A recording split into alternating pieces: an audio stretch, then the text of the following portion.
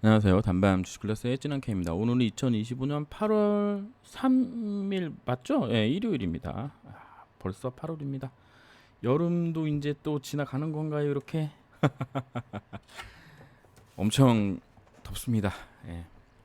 저는 휴가는 따로 안 가고 홈캉스? 예, 홈캉스 하기로 했습니다. 집에다가 에어컨 빵빵하게 틀어놓고 음식을 해먹지 않으면서 전부 시켜 먹고 아이들은 게임하고 아빠는 사무실 출근하는 어쨌든 모든 투자의 책임은 여러분이 있습니다. 구독과 좋아요, 댓글, 알람 설정, 영상 제작에 큰 도움이 됩니다. 말씀드렸다시피 이제 주주 카톡방 인원은 더 이상 받지 않습니다. 그래서 혹시라도 막 너무 들어오고 싶다 하시는 분은 그 유튜브 채널 구독 해주셔야 됩니다. 그러니까 멤버십을 하셔야 된다는 얘기고요. 뭐 하실 분들이 더 없으실 거기 때문에 어쨌든 또 말씀 안 드리면 말씀 안 드렸다고 또 뭐라 그럴 수도 있기 때문에 말씀드리고요. 코스피가 8월 1일에 3.88% 떨어졌고요. 코스닥이 4.03%가 떨어졌습니다. 여기 보시면 외국인이 6,500억을 코스피에서 내다 팔았고 기관이 1조 가까이를 갖다 팔았습니다. 코스닥을 보시면 코스닥은 외국인이 1,100억 팔았고요. 기관이 1,400억 정도 팔았는데요. 이 정도면은 거의 코스피 기준으로 본다 그러면 한 1조 한 2천억 정도 팔았다고 보면 됩니다. 그러니까 엄청나게 많이 외국인하고 기관이 팔아 제꼈고 개인들이 또 다시 주워 담았습니다. 뭐 주가 떨어질 때 잡는 거기 때문에 뭐 잘했다 할 수도 있지만 이게 만약에 추세 하락으로 간다 그러면 고스란히 손해가 개인들한테 엎어지는 거여서 조금 위험할 수도 있지 않나 그렇게 생각을 하고 있습니다. 뭐 이제 8월 1일 날 떨어질 때 저희 뭐 주주들 있는 방에서도 진성준 관련된 뭐 여러 이야기가 있었죠. 이분 주식도 안 해보셨다라는 분이 그냥 뭐 어차피 야 박근혜 뭐 언제부터죠? 저기 명박이 형 때부터 명박이 박근혜 형 그다음에 문 제인이 형 그다음에 누구야 성렬이 형까지 이 동안에 계속 줄여왔는데 뭐 큰 문제 없었다 뭐 이런 얘기를 하던데 이게 주식을 해보지도 않은 사람이 진짜 이게 연말마다 이게 대주주 요건 그것 때문에 얼마나 많이 우리가 피해를 봤는데 뭔 소리를 하는 건지. 근데 이제 또 다르게 생각하면 또 뭐 세금을 또 걷어야 되는 게 있는 거죠. 지금 새로운 정부에서 뭔가를 하려고 하는데 재명이 형이 이제 잘 되기를 바라는 마음인 거는 뭐 이해는 하겠는데 이거 이러면 안 되죠. 이게 별로 의미도 없는데 사실은 어쨌든 주가 변동성을 높인다. 그래서 이 세제 개편 논란이 나오자마자 주가가 이제 아침부터 그냥 팍팍팍팍 떨어졌던 거죠. 환율도 요동을 쳤고요. 그런 상황 이어서 모든 게 그 이번에 세제 개편안 때문이다라는 이슈를 달고 왔는데 미국장도 이렇게 떨어졌습니다. 보시면 뭐 다우가 1.23%, 나스닥은 2.24%, 그다음에 S&P 500이 1.6%가 떨어졌어요. 그래서 뭐지? 얘네는 왜 떨어졌을까? 이렇게 보면은 지금 미국 빅테크 호실적에서 주가는 따로 노네라는 뉴스가 있습니다. 그래서 그리고 또 매번 말씀드리지만 우리 챗 GPT 형님과 하고 같이 영상을 제작하고 있습니다. 매그니피센트 세븐 M자 들어가는 회사라는 건가요? 어쨌든 아마존도 8.27% 하락했고 애플, MS, 마이크로소프트, 메타, 테슬라까지도 전부 이제 떨어진 거죠. 그래서 미국 노동부의 고용 하향 조정 발표, 경기 둔화 우려, 차익 시장 주가 급락으로 이어졌다라는 분석글이었습니다. 그러니까 보니까 이게 이렇게 나왔어요. 이게 지금 미국 비농업 고용 지수입니다. 뭐 이런 거 여러분들 이제 별로 안 좋아하시는 거 알고 있는데 그래도 좀 잠깐 말씀드리면 시장 영향력이 높다고 네이버에서 네이버에서 만들어준 겁니다. 제가 하는 게 아니라 이게 이제 왜냐하면 고용이 경기 하락의 그 뭐죠? 이렇게 바로미터라고 보시면 되거든요. 근데 이게 진짜 웃긴 게 뭐냐면 발표를 요렇게 하잖아요. 그럼 요렇게 수정을 합니다. 요런 식으로 이렇게 수정을 해요. 근데 이게 보시면 6월 달에 14만 7천 개 뭐 늘었다고 얘기를 했거든요. 근데 그게 14,000으로 줄어 90%가 깨진 거거든요. 그러면 이제 9월 달에 이제 또 발표하잖아요. 그러면 7만 3천 K가 7.3K로 바뀔 수 있는 겁니다. 7,300개로 바뀔 수 있는 거예요. 여기서부터 여기로 갈 때 90%가 줄어들었거든요. 그러니까 이게 6월 달 비농업 고용 지수인데 왜 비농업 고용 지수를 보냐면 농업 고용 지수 같은 경우에는 이게 이제 또 그 계절 영향이 있잖아요. 뭐 추수해야 할 때나 뭐 씨 뿌려야 될 때 뭐 이럴 때 변동성이 크기 때문에 비농업 고용 지수를 이제 지표로 보기도 한다고 하더라고요. 그런 식으로 생각해 봤을 때는 지금 고용 시장이 급격하게 냉동되고 있다. 근데 이 시점이 언젠가를 우리가 보면 이게 이제 관세랑 또 연결이 되어 있는 부분이거든요. 그리고 이렇게 갑자기 크게 하락하는 경우는 일반 기업의 정리해고 같은 게 많이 일어난 게 아니겠느냐. 예. 그렇게 또 판단할 수도 있는 부분입니다. 그래서 이게 그 미국에서 이런 이유로 떨어졌는데 그럼 우리나라가 떨어진 게 오로지 진성준 민주당 그다음에 대주주 과사의 이것 때문만이냐라고 생각하기에는 조금 어폐가 있는 거 아니나 이런 생각을 저는 좀 하고 있습니다.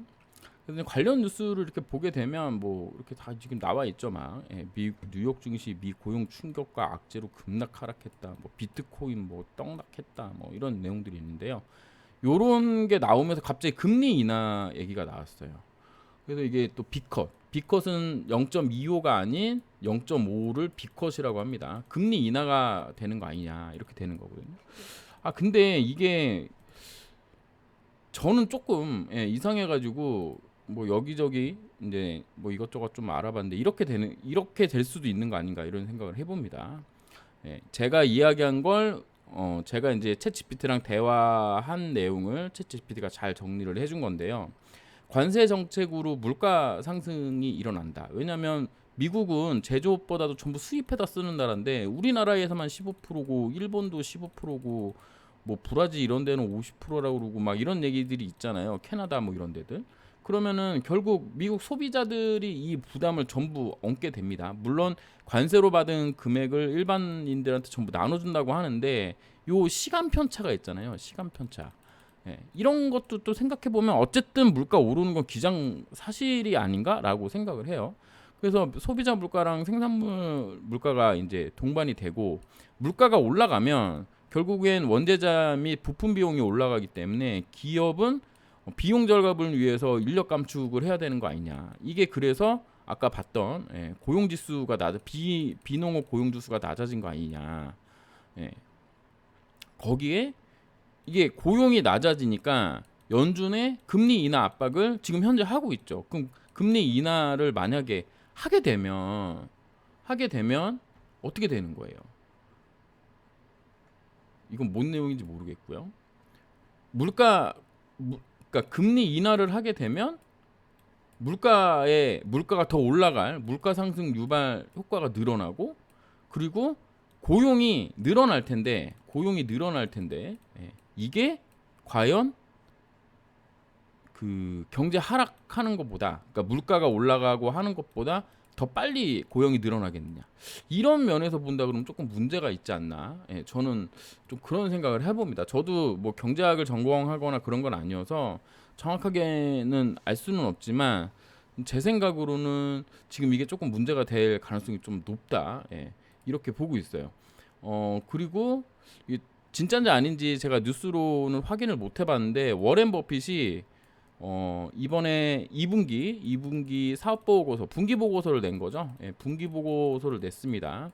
워렌 버핏이 운영하는 회사 있잖아요. 거기서 자사주도 매수 안 하고 그 다음에 S&P 500에 있는 종목들도 전부 순매도 했다고 하더라고요. 그래서 지금 한 480조 정도를 현금으로 쌓아놨다고 합니다. 그러면 우리가 소위 얘기하는 가치 투자자 입장에서는 지금 되게 매력적이지 않은 구간이라고 보는 거죠. 그렇게 된다 그러면 어때요? 우리도 이분의 관점을 조금 고려해봐야 될 필요가 있다. 저는 이렇게 생각을 합니다. 그리고 차트로만 봐도 지금 조금 문제가 좀 많은 게 일봉입니다. 지금 뭐 가독성이 조금 안 좋을 수 있어요. 제가 차트를 그러니까 주식을 잘 못하니까 보조지표랑 막 이런 거를 제 스스로 막 많이 만들어가지고 이것저것 이제 활용하려고 하고 있는데요. 지금 이게 일봉입니다. S&P 일봉인데 5일선하고 21선을 개파락해서 떨어졌거든요. 이게 우리가 이제 개파락은 안 좋잖아요. 갭상승이 좋은 거죠. 근데 개파락했다. 이 큰 종합지수가 종합지수가 그러니까 미국의 S&P 500이 개파락했다는 얘기는 제 생각으로는 이게 별로 안 좋은 것 같아요. 그러니까는 제 기준으로 따지면 이평선을 돌파했다라고 했을 때 이게 22 이평이면 이평선을 몸통으로 이렇게 상방으로 돌파를 하게 되면 돌파는 맞지만 아직 확인하지 않았다고 보거든요. 근데 그 다음 봉이 밑꼬리로 여기를 대주고 이렇게 돌파를 했다. 그래서 여기 고점을 이 돌파한 21선을 돌파한 고점을 넘겼을 때 돌파한 것으로 저는 인정을 하거든요. 근데 반대로 이렇게 있는데 밑꼬리를 달지 않고 돌파를 하고 그냥 옆에서 이렇게 있는 거예요. 그리고 여기 고점을 돌파하지 않은 상황에 이렇게 돌파하면 이 봉이 21선을 돌파를 확정했다라고 봅니다. 그리고 이제 다른 기준은 뭐냐면 여기가 21평이면 이렇게 갭상승 한 번에 갭상승 여기 전일이 여기인데 이렇게 갭상승하는 경우는 21선 돌파를 했다고 보는데 지금 같은 경우는 반대 상황인 거죠. 여기 주가가 있는데 이렇게 개파락을 한 거기 때문에 이거는 21선을 하향 돌파했다라고 보거든요. 그럼 21선 하향 돌파는 어떤 의미를 가지고 있느냐? 21선을 하향 돌파했다라는 얘기는 우리가 소위 21선을 생명선이라고 얘기를 합니다. 그 다음에 중기 이평선이라고 얘기하는데 중기적으로 봤을 때 조정 가능성이 있다라고 보는 거죠. 이거는 S&P 500 지수를 이렇게 보면 이런 데거든요. 요렇게 해서 여기서 해서 이렇게 그럼 보세요. 여기서부터 여기까지거든요. 이게 거의 한 달이라는 구간인 거고 이평선이 오밀조밀하게 모여 있는 상황에서 21선 깨고 이쪽 저가를 또 깨고 그러면 쭉 내려와서 요렇게 됩니다. 이게 한 달, 두 달, 세 달, 네 달 가까운 조정을 해줬어요. 이렇게 여기 돌파하는 데까지. 그럼 지금도 별로 안 좋다는 얘기인 거죠. 최소 요런 거 만들어야 되는 거잖아요. 지금 요런 거. 근데 이제 이평선이 밑에 61선, 121선, 241선이 있기 때문에 요런 식으로 조정, 그러니까 지지받을 조정 중에 지지받을 가능성은 있지만 다시 전고점을 돌파하고 나가려면 기본적으로 시간이 필요하다는 거는 지금 확정인 상황입니다. 나스닥도 똑같죠? 나스닥도 똑같습니다. 지금 21선을 거의 개파락을 했거든요. 21선이 2839였는데 시가가 2830으로 시작했기 때문에 개파락을 한 거예요. 그럼 얘도 개파락하면 결국에는 여기 이렇게 들었다 깼다 했던 요런 부분들, 그다음에 안 좋으면 이런 부분, 더 안 좋으면 이제 한참 뒤로 가야 되는데 거기까지 생각할 필요는 지금 당장은 없지만 어쨌든 주가가 좀 쉬겠구나 라는 것을 머리에 염두를 해둬야 됩니다. 이게 주식이 살아있는 거기 때문에 이게 그렇게만 생각을 하고 만약에 내 생각과 다를 때는 어떻게 해야 되는 것까지도 시나리오를 짜놔야 되는 겁니다. 지금 제 생각은 올라올 만큼 올라왔네. MACD도 이평선이 붙은 상황에서 지금 오실레이터가 파란색으로 전환했네. 이게 지금 데드크로스 났다는 얘기인 거거든요. 그러면 이게 지금 별로 안 좋은 흐름이다. 시장 상황이 예전만 못하다. 이런 상황이 올 수도 있고 안 와도 이런 상황은 올 수 있다. 이 정고점 넘어가는 데까지는 시간이 좀 걸린다. 라는 정도는 우리가 서로 이해를 하고 가야 된다. 이렇게 보고 있습니다. 업종 차트, 우리나라 업종 차트를 보게 되면 우리나라는 장 시작하고 뭐 개파락은 했지만 21선 지지하는 듯 하다가 깨져버렸거든요. 이게 지금 21선 오늘 몸통으로 깼기 때문에 월요일날 21선 이렇게 진행되면 반등하는 척 할 수도 있습니다. 그러면 기본적으로 반등할 때는 내 종목에서 수익 난 게 있다면 좀 수익 실현을 해도 상관이 없고, 크게 물려 있었는데 급반등해가지고 올라왔다면 그때는 물량을 좀 줄여서 현금을 유지해도 나쁘지 않은 상황이다라고 저는 보고 있습니다. 그러니까 21선이 깨졌기 때문에 일단 이평선으로 위험 신호가 나왔다라고 생각을 해야 됩니다. 예. 저는 이제 그 부분을 말씀드리고 싶은 거고, 일단 보조 지표로만 봐도 여기 지금 533이거든요. 이게 스토캐스틱 533인데 여기 이제 과열권 들어왔던 부분, 그다음에 과열권 들어왔던 부분, 주가는 올라갔는데 지표는 내려갔으니까 다이버전스가 나왔고요.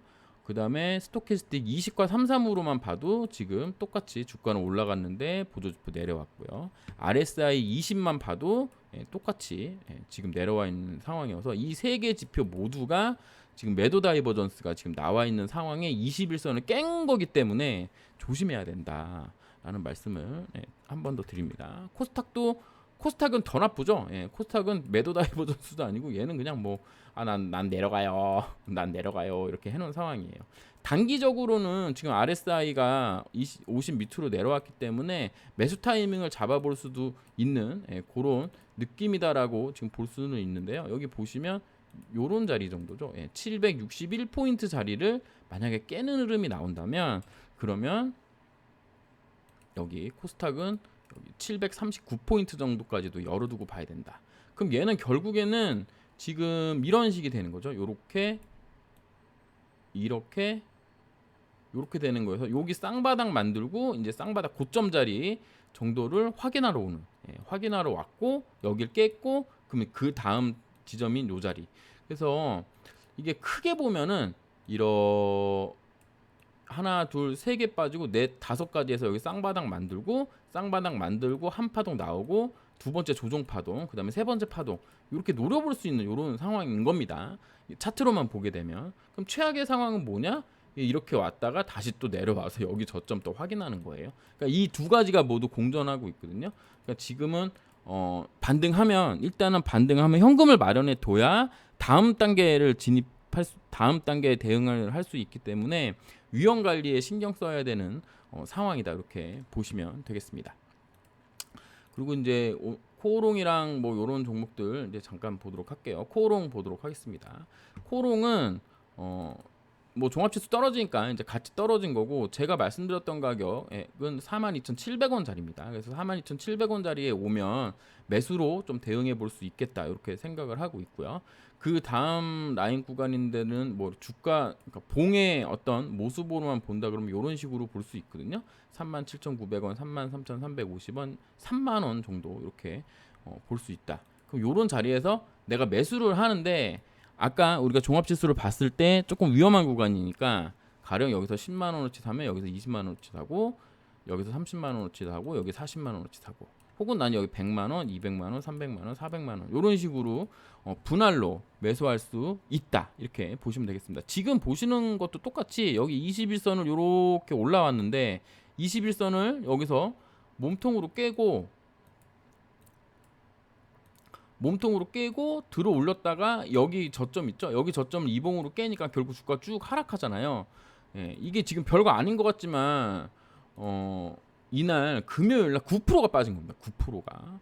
그러니까는 이거를 우리가 장기 투자할 건데 뭔 계속 이상한 개소리 삐약삐약이야 이렇게 얘기하지 말고, 이렇게 보는 애도 있구나, 이게 진짠가, 아니면 검증을 스스로 해보셔야 되는 부분이라는 거죠. 그냥 들고만 있다고 다 되는 건 아니니까요.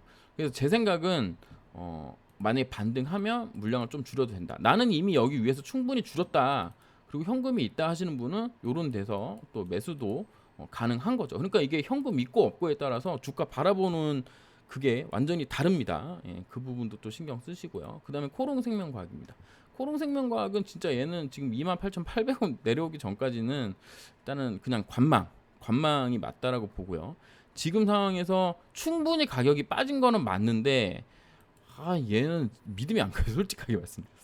솔직하게 말씀드려서 믿음이 안 갑니다. 뭐 요런 자리 3650원 자리도 굳이 뭐 찾아서 해보려면 해볼 수는 있겠지만 일단 28,800원 혹은 보조지표가 좀 돌아서는 그런 자리라면 또 모를까 지금은 좀 관망으로 보는 게 좋겠다. 그다음 코오롱 EMP입니다. 코오롱 EMP 같은 경우는 제가 이제 누누이 말씀드리지만 이렇게 해가지고 이렇게 컵골이 만드는 작업이어서 여기 240원 자리를 확실하게 돌파해주는 그런 흐름이 나오기 전까지는 장기 투자자 하시는 분들의 영역인 거고 지금 우리가 특별하게 막 붙을 필요는 없다라는 말씀을 드리고요. 물론 실적이나 뭐 이런 거는 지금 괜찮은 것 같아요. 같은데 결국에는 이 윗골이 된 것들이 매집봉이라고 생각하면 여기로 확실하게 돌파를 하고 지금 이평선들이 되게 가까운 구간에 많이 몰려 있기 때문에 차트적으로는 되게 매력적인 구간이기는 한데 언제 올라갈지 모릅니다. 그러니까 시간을 얼마나 벌어야 될지 알 수가 없어요. 다만 코오롱생명과 코오롱 티슈진 같은 경우에는 우리가 내년이면은 뭔가 좀 성과가 나온다는 걸 확실하게 알고 있잖아. 그러니까 지금 투자하는 거는 장기 투자가 될 수 있단 말이에요. 근데 코오롱 EMP 같은 경우는 아직은 그런 확정된 상황은 없고 차트만 엄청 좋은 거기 때문에 그런 부분을 좀 고려하셔서 투자를 하셔야 된다라는 말씀을 드리고요. 그다음 코오롱 티슈진입니다. 코오롱 티슈진 같은 경우에는 제가 지난번에도 말씀드렸는데 여기죠. 36,850원. 그래서 저는 이제 36,850원 여기 종가입니다. 6월 13일 날 종가인데 여기 종가 내려왔을 때 조금 담았습니다. 조금 담았습니다. 가령 뭐 제가 돈이 많은 놈이 아니기 때문에 여기서 뭐 한 10주 정도? 뭐 그러니까 10% 정도? 10% 정도 담았습니다. 10% 정도. 10% 담아 봐야 뭐 또 그냥 여러분들의 하루 술값 정도? 요 정도. 10% 정도 잡았고요. 그다음에 32,500원 자리입니다. 근데 지금 아까 지수 보면서 든 생각이 이게 좀 안 좋은데. 근데 이게 되게 웃긴 게 뭐냐면 제약 관련주, 신약 관련주 요런 애들은 또 시장 안 좋을 때 얘네가 또 각광받을 수가 있어요. 왜냐면 어차피 얘네는 그런 거 잘 안 타거든. 경기 같은 거. 금리 인하한다 그러면 또 좋은 얘기고. 그러니까 약간 특수성이 있다는 부분도 코생하고 코티 같은 경우는 조금 생각을 해줘야 됩니다. 코오롱도 당연히 생각해야 되는데 코오롱은 또 인더랑 글로벌이랑 뭐 EMP랑 뭐 이런 또 잡다하다고 얘기하면 안 되죠. 관련 계열사들이 많기 때문에 그 영향을 받기는 받습니다. 거기에 이제 티슈징 관련된 거를 가장 많이 받기는 한데 지금 인더 때문에 엄청 많이 퍼포먼스를 내기는 했지만 결국엔 경제 상황이 안 좋으면 다시 내려올 거고 그러다가 또 티슈진 또 좋은 얘기 나오면 또 빵빵빵 갈 거다라는 부분에서 코오롱은 좀 보시고 생명과학이랑 티슈진은 금리 인하 얘기가 나온다 그러면 또 영향을 받을 수 있어요. 그러니까 그런 양면성이 있으니까 그런 부분 생각하시고 어차피 저 같은 경우는 내년 간다. 내년 간다 그러면 또 32,500원 자리 그다음에 이 자리입니다. 여기 27,800원 자리까지 만약에 내려온다 그러면 27,800원 정도 오면은 좀 우리가 또 한번 또 크게 잡아볼 수 있는 게 아닌가라는 생각을 하거든요. 지금 이게 60개월이 녹색선인데 녹색선 이게 60개월이 녹색선 5년짜리 5년짜리가 여기 60선이거든요. 그러니까 아직 이게 또 이렇게 된 아직 올려면 멀었거든요. 아직 올려면 멀었습니다. 그러니까 마지막 배팅은 1001선 자리에서 저는 사실을 하고 싶거든요. 1001선이 얼마인가 한번 볼까요?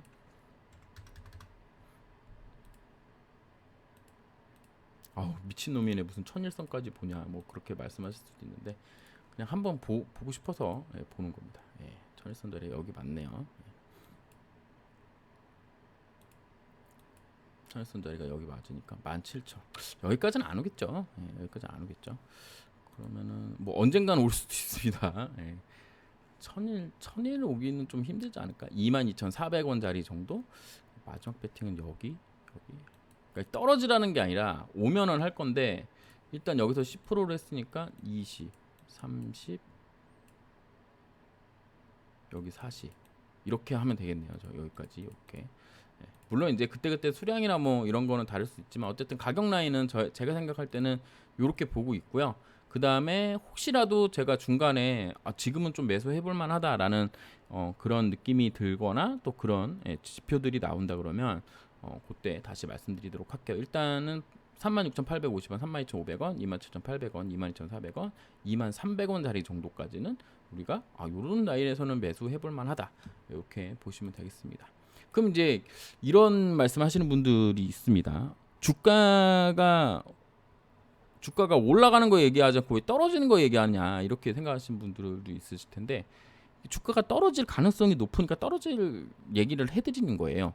그리고 기존에 여기 위에서 사신 분들은 이건 어쩔 수가 없습니다. 예, 왜냐면 제 채널 제차가 2015년부터 코롱생명과학, 코롱티슈진 하시던 분들과 함께 하는 거기 때문에, 코롱생명과학은 사실 15년도 이때 사신 분들은 매도 기회도 준 적이 없고, 티슈진 같은 경우에는 그 당시에 샀던 분들은 다 수익이에요.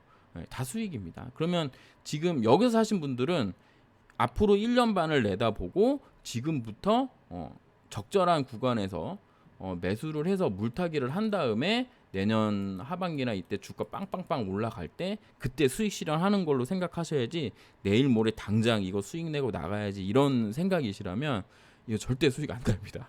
예, 그냥 정확하게 팩트로 말씀드리는 거예요. 팩트로. 그러니까 그런 부분도 생각하시고, 그 다음에 이제 가지고 있던 분들 중에 또 이제 주가 올라가니까 또 쫓아 사가지고 매수 단가 올라가고, 수익률 이때 좋았는데 수익금이 엄청 좋았겠죠.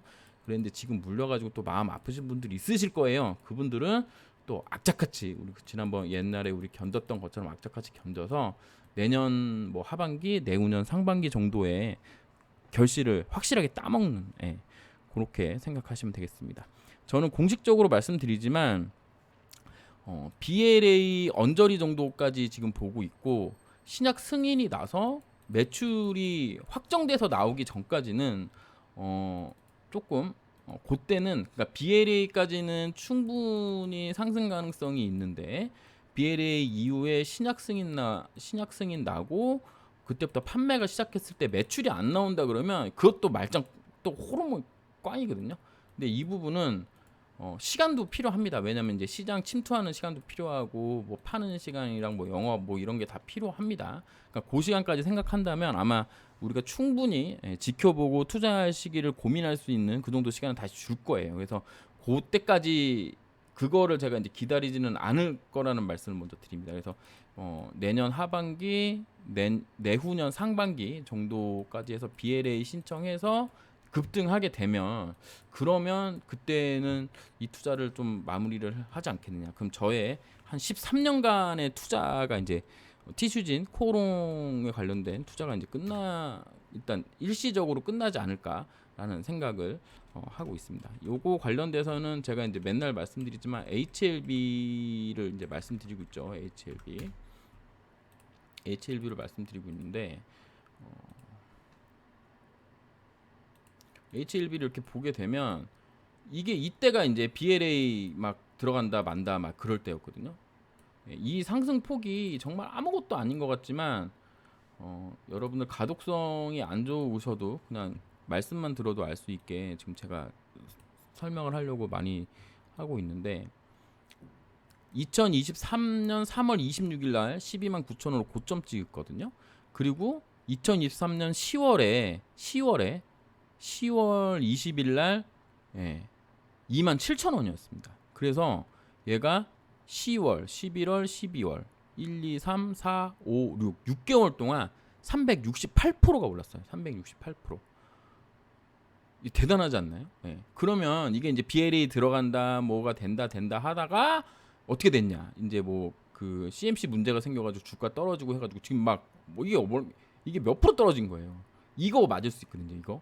이거 맞으면 이제 만약에 코롱 티슈진이 만약에 이런 식으로 매를 맞는다, BLA 앞두고 CMC 문제 터져가지고, 그럼 이제 언제 회복될지 또 몰라요. 그러니까 저는 이제 이거는 안 맞으려고 여기에서 최대한 잘 팔아보려고. 여러분들도 그렇게 하셨으면 좋겠다. 왜냐면 위험에 관련 뭐 다 팔 필요는 없지만 그래도 한 70% 정도 덜어내서 30% 정도만 가지고 만끽해도 되잖아요. 지금 얘 기준으로 본다 그러면 우리의 위치는 뭐 여기 언저리 있지, 여기 언저리 있는 거 아닐까요? 요런데 이거 한 방 남아 있으니까 우리에게. 전고점 돌파해서 막 간다 막 이렇게 되는 거죠. 그러니까는 그렇게 보시면 되고, 제가 가격 라인을 말씀드렸지만 거기서 매수하고 매도하는 건 여러분들 자유고요. 예, 제 채널에서 공식적으로 말씀드리는 부분은 매월 정해진 날짜에 정해진 금액을 가격에 상관없이 매수한다. 본인 스스로 정시펀드한다. 앞으로 한 16개월, 17개월 남았다. 예, 그러니까 17번 살 수 있다. 예, 이렇게 하셨으면 좋겠습니다. 제가 이 이야기를 거의 막 5년 전부터 얘기를 했어요. 예, 5년. 6천만 원이 있다면 60등분을 해라. 600만 원이 있다면 60등분을 해라. 그래서 매월 사라. 막 이런 얘기를 5년 전부터 한 것 같은데, 어쨌든 예, 그런 식으로 바라보면 좋겠고, 지금 시장 상황이 좋지 않다. 예, 다음 달 9월 초에 또 이런 폭락이 한번 나오고, 아까 보여드렸던 고용지표가 박살이 난다 그러면, 예, 여기 보시는 대로 이 고용지표가 아까 말씀드렸죠. 요게 잠시만요. 여기 14만 7천이 14가 됐어요. 그러니까 147이 14가 됐는데 9월 달에 73이 7이 되거나 7 밑으로 내려간다. 이러면 진짜 또 폭락 또 나옵니다. 그러니까 그 부분을 머릿속에 염두를 해두고 이번 달 보내야 된다라는 말씀 드리면서 영상 마치도록 하겠습니다. 감사합니다. 찌남 K였습니다.